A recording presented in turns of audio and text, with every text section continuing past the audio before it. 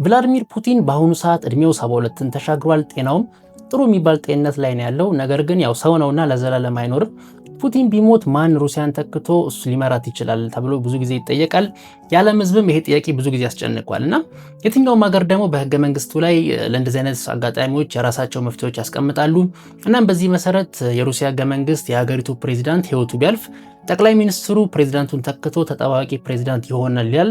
ከዛም በዘለለ ከ90 ቀናት ባልበለጠ ጊዜ ውስጥ ሀገር አቀፍ ምርጫ ተደርጎ አዲስ ፕሬዚዳንት በህዝብ ይመረጣል ይላል ህገ መንግስቱ። እንዲህ ቢልም ሩሲያዎች ግን ያው ሩሲያውያን ናቸውና ስልጣን በህዝብ ተመርጦ ሳይሆን በግልና በትውውቅ እንዲሁም በቲፎዞች የሚገኝ ስለሆነ የተለያዩ የፖለቲካ ተንታኞች አራት ፑቲንን ሊተኩ ይችላሉ ያላቸውን ሰዎች አስቀምጧል። እስኪ እንመልከታቸው። የመጀመሪያው ሰው የ53 ዓመቱ አሌክሲ ዳይሚን ሲሆን ይሄ ሰው የፑቲን የረጅም ጊዜ ቦዲጋርዱ የነበረ ሰው ነው። የ2014ቱን የክሪሚያን ወረራ የመራና ያስፈጸመ ነው። በአሁኑ ሰዓት ደግሞ የሩሲያ ምክር ቤት ዋና ሴክሬታሪ ሆኖ የሚያገለግል የፑቲን ቀኝ እጅ የሆነ ሰው ነው። በሁለተኛነት ደግሞ ፑቲን ይተካል ተብሎ የሚገመተው ሰው ደግሞ ሰርጌይ ኪሪያንኮ ሲሆን ሰርጌይ ኪሪያንኮ የፑቲን የመጀመሪያው ቺፍ ኦፍ ስታፍ የነበረ ሰው ነው። በቦሪስ የልትሲን አስተዳደር ጊዜ ደግሞ በ35 ዓመቱ የሩሲያ ጠቅላይ ሚኒስትር የነበረም ሰው ነው እና ይህ ሰው ከፑቲን ጋር ባለው ልዩ ግንኙነት የሩሲያ ውስጣዊ ፖለቲካን ያው ምርጫውን ጨምሮ ብዙ ስራዎችን እየሰራ የሚገኝ ሰው ነው። በአሁኑ ሰዓት ደግሞ በዩክሬኑ ጦርነት ላይ የሩሲያ የያዘቻቸውን የዩክሬን ግዛቶች እያስተዳደረ የሚገኝ ከባድ ስራን የሚሰራ ሰው ነው።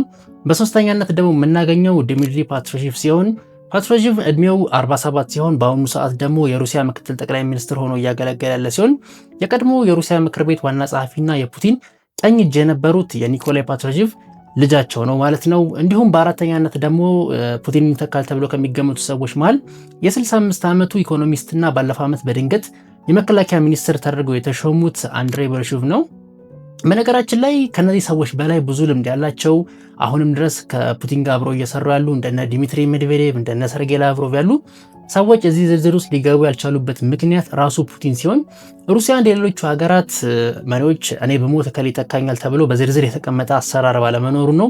ፑቲን ይህንን ያደረገበት ምክንያትም ምናልባትም የተወሰኑ ሚኒስትሮችና ከመከላከያው ጀነራሎች ጋር የተወሰኑ አብረው እኔን ለመገልበጥ ቢሞክሩ አይን ውስጥ የሚገባና ተተኪ እንዳይኖር በማሰብ ነው ይህንን ያደረገው ተብሎ ይገመታል። በዛ ላይ ደግሞ የፑቲን ስልጣን መውረድ ብቻ ሳይሆን ከድሮ ከሶቪየት ህብረት ዘመን ጀምሮ የሶቪየት መሪዎች ሲሞቱ በህግ ሳይሆን ከብዙ ሽኩቻና ትንቅንቅ በኋላ ነው በፖሊት ቢሮ ተወስኖ መሪዎችን ይመርጡ የነበረው ማለት ነውና በሩሲያ ታሪክ ደግሞ እጅግ ሰላማዊና ደም መፋሰስ የሌለበት ስልጣን ሽግግር የተደረገው የመጀመሪያው የሩሲያ ፕሬዚዳንት የነበረው ቦሪስ የልትሲን በ1999 ለፑቲን ስልጣኑን ባስተላለፈበት ወቅት ሲሆን ያኔ ደግሞ ፑቲን ስልጣኑን ሊያገኝ የቻለው የህይወት ዘመን ያለመከሰስና ያለመጠየቅ መብት ለፕሬዚዳንት ቦሪስ የልትሲን ከሰጠው በኋላ ነበር። እንግዲህ ሰላማዊ የሆነ የስልጣን ሽግግር እንዲኖር ምናልባትም የራሱ ፑቲን ተሳትፎ ሊኖር ይገባል።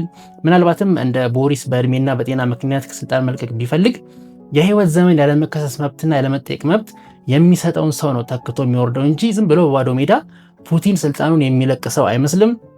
ለማንኛውም እናንተ ፑቲን ቢወርድ ማን ሩሲያን ተክቶ ሊያስተዳድራት ይችላል የሚለውን ሐሳባችሁን እስኪ ኮሜንት ላይ አስቀምጡልኝ።